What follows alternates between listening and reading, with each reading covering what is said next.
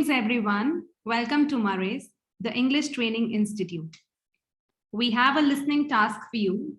You will hear a number of different recordings and answer on the basis of what you hear. There will be time for you to read the instructions and questions, and you will get a chance to check your answers after each section. The audio will be played once only. This test is in 4 sections, and you will get 10 minutes to transfer your answers.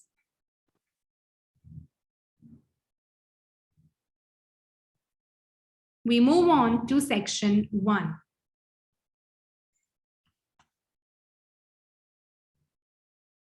You will hear a conversation between an officer and a woman. Good morning. What can I do for you? I want to report a theft. I had some things stolen out of my bag yesterday.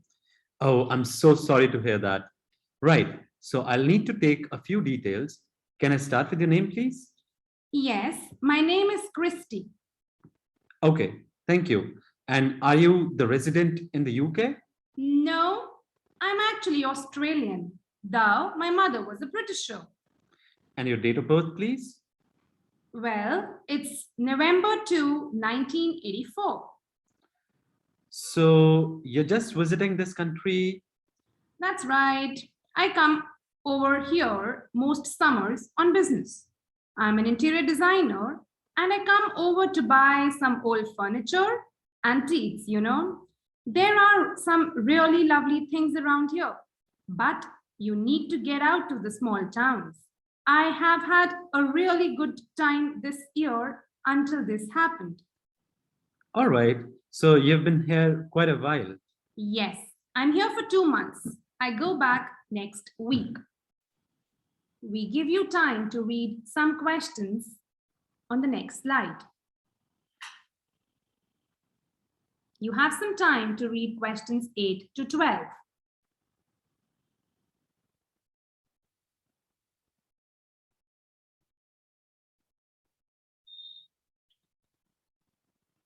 So we resume with our conversation.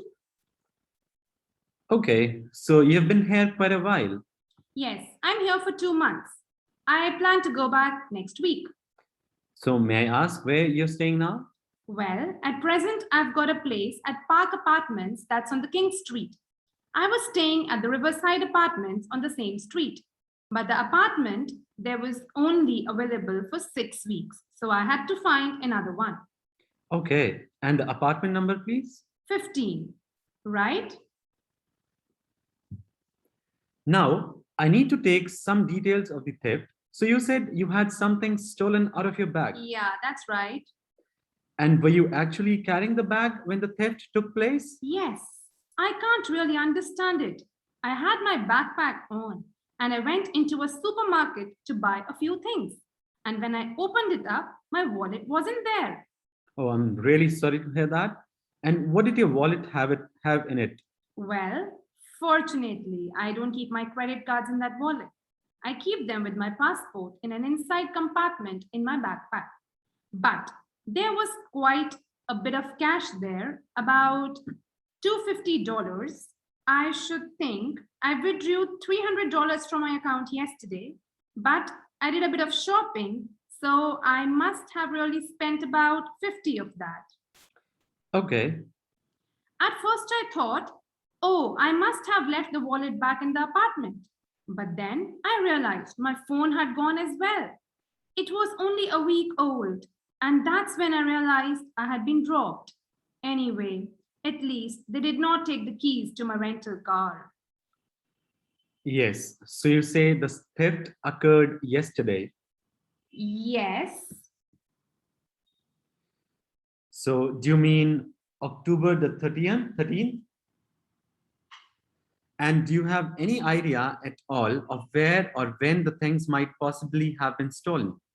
Well, at first I couldn't believe it because the bag had been on my back ever since I left the apartment after lunch.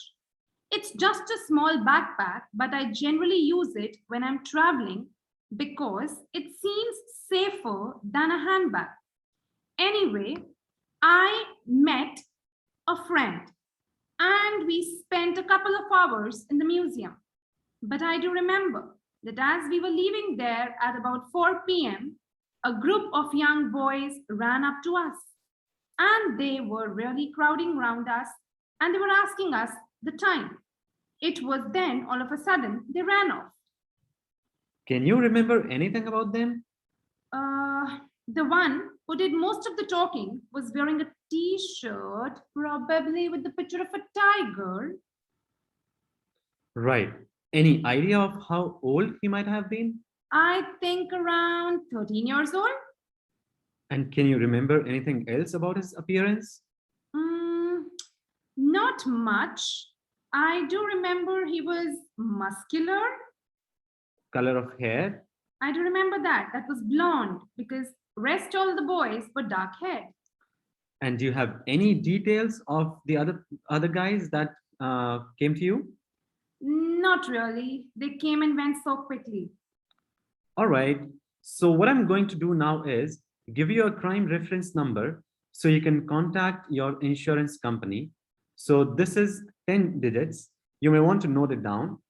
8795482361.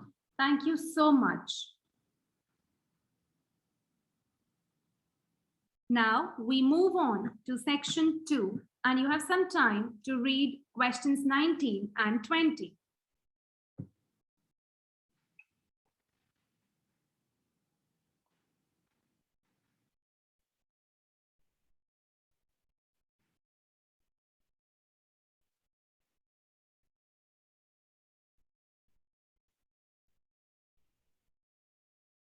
All right. Good morning, everyone. My name is Janet Parker, and I am the Human Resource Manager. We are very happy to welcome you to your new apprenticeship. I hope that the next 6 months will be a positive and an enjoyable experience for you. I would like to start with some general advice about being an apprentice. Most of you have very little or no experience of working for a big organization, and the first week or so may be quite challenging. There will be a lot of new information to take in, but don't worry too much about trying to remember everything. The important thing is to check with someone if you're not sure what to do. You will find your supervisor is very approachable and won't mind explaining things or helping you out. You are here to learn, so make the most of that opportunity. You will be spending time in different departments during your first week. So make an effort to talk to as many people as possible about their work and find out lots of useful information. Now you have some time to read question 21 and 22.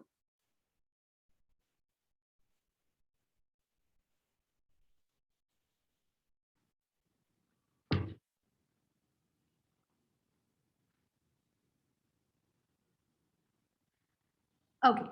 As well as having a supervisor, you'll be assigned a mentor. This person will be someone who's recently completed an apprenticeship, and you will meet with them on a weekly basis. Their role is to provide help and support throughout your apprenticeship. Of course, this doesn't mean they will actually do any of your work. Instead, they'll be asking you about what goals have you achieved so far, as well as helping you to identify any areas for improvement. You can also discuss your more long-term ambitions with them as well.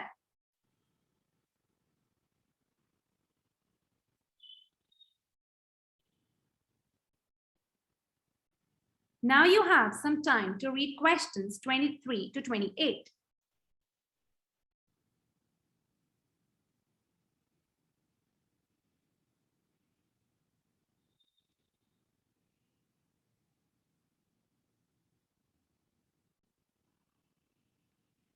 Now, I just want to run through a few company policies for our apprenticeship scheme with you.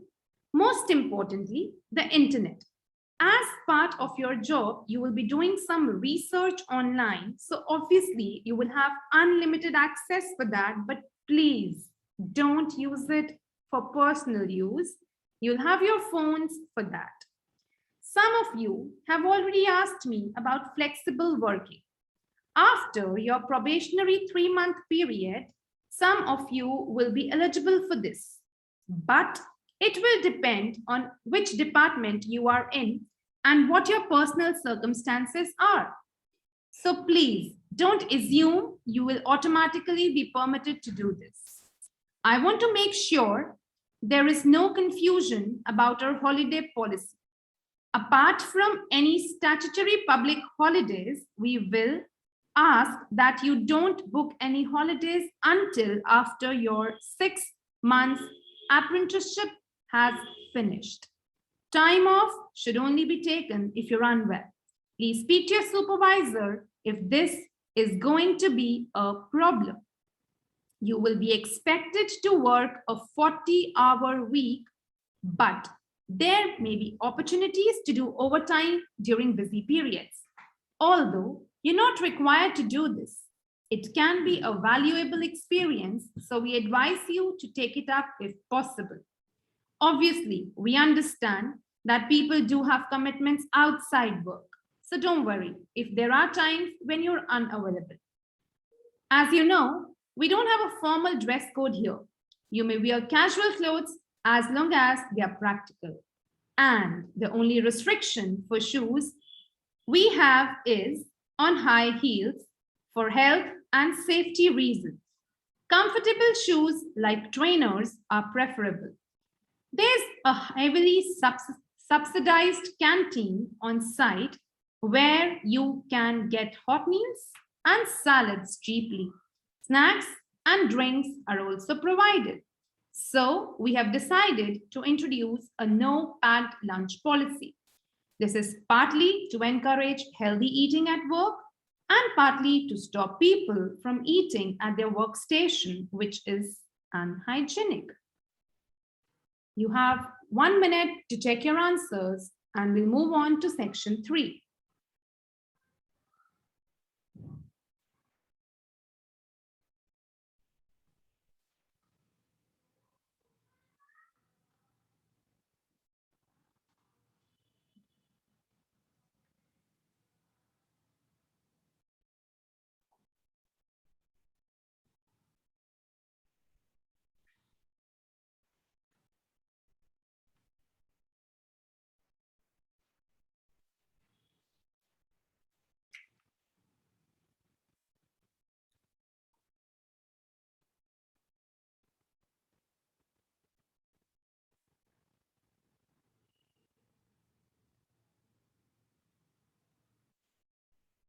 We move on to section 3 and you have some time to read questions 29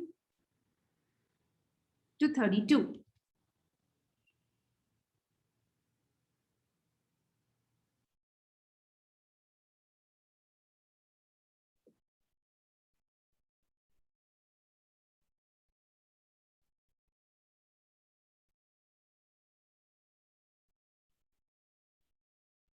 You're also given time to read questions 33 to 37.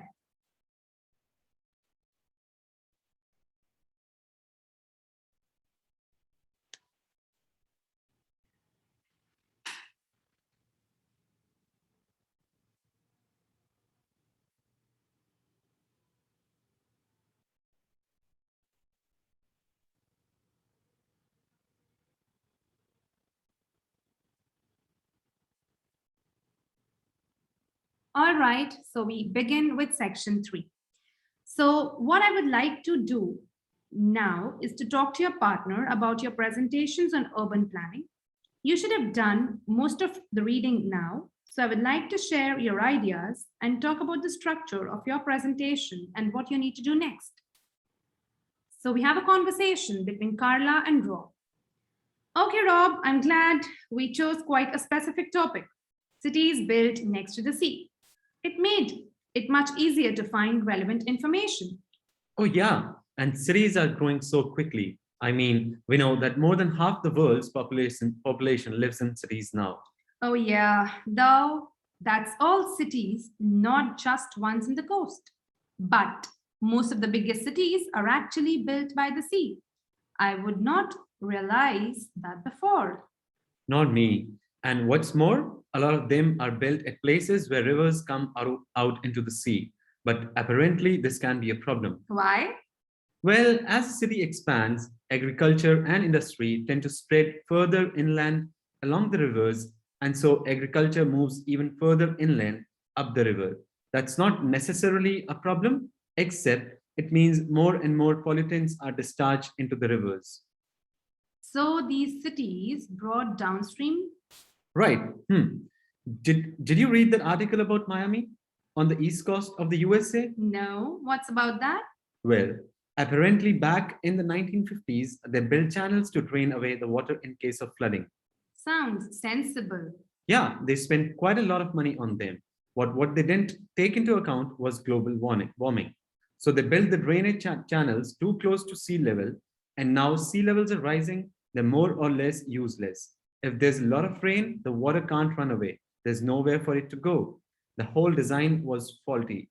So, what are the authorities doing about it now? I don't know. I did read that they're aiming to stop disposing of waste into the ocean over the next 10 years.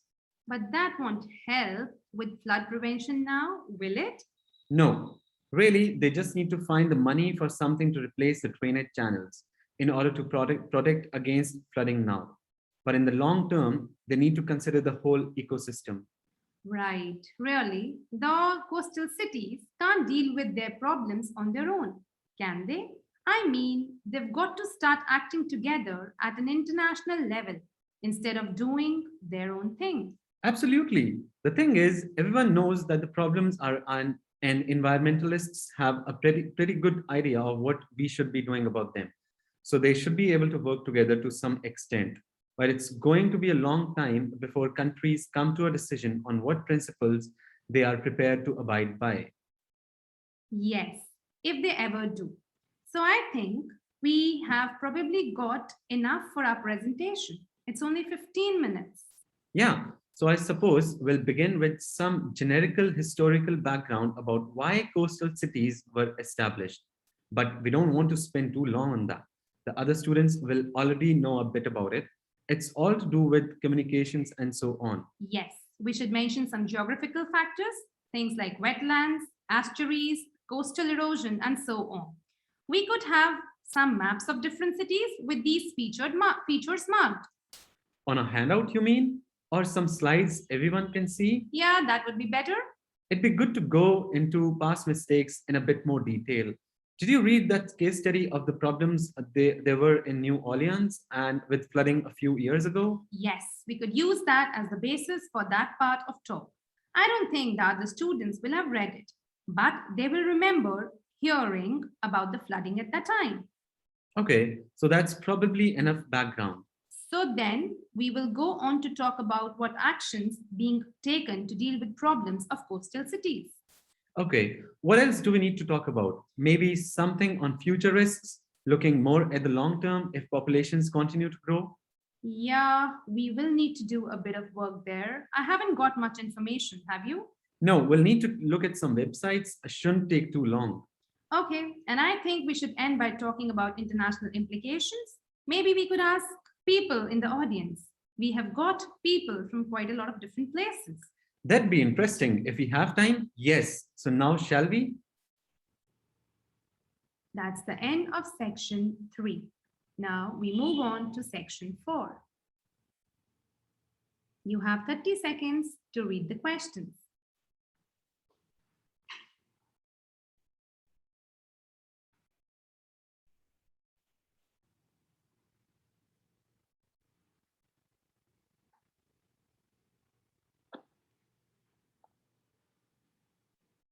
So here we begin section 4.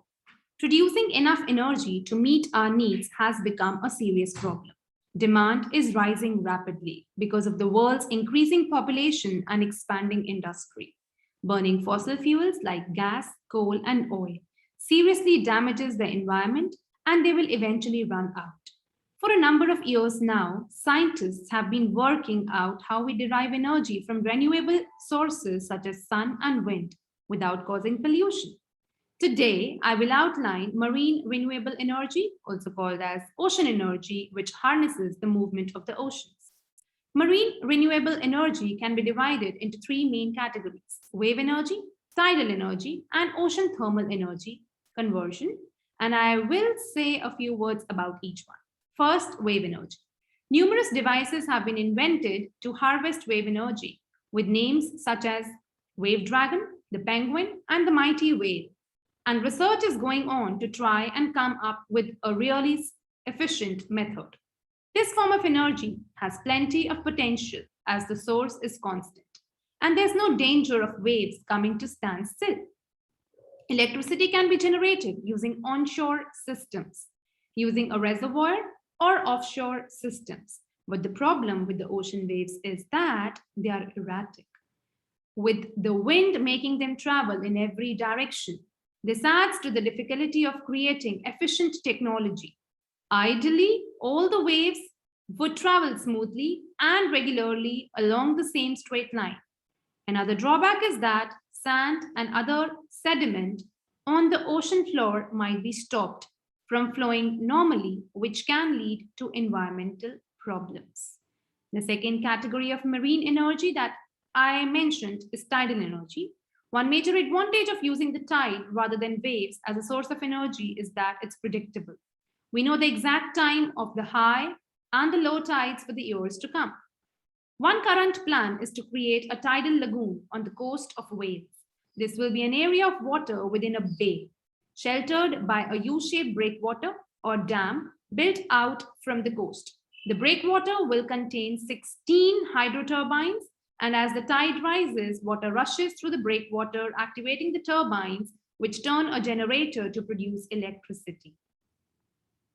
On the other hand, there are fears that lagoons might harm both the fish and birds, for example, by disturbing migration patterns and causing a buildup of silt affecting the local ecosystems. So here, the listening activity comes to an end. After the listening activity gets over, you get 10 minutes to transfer your answers onto the answer sheet. I'll show you the answers in just half a minute more so that you can just check it.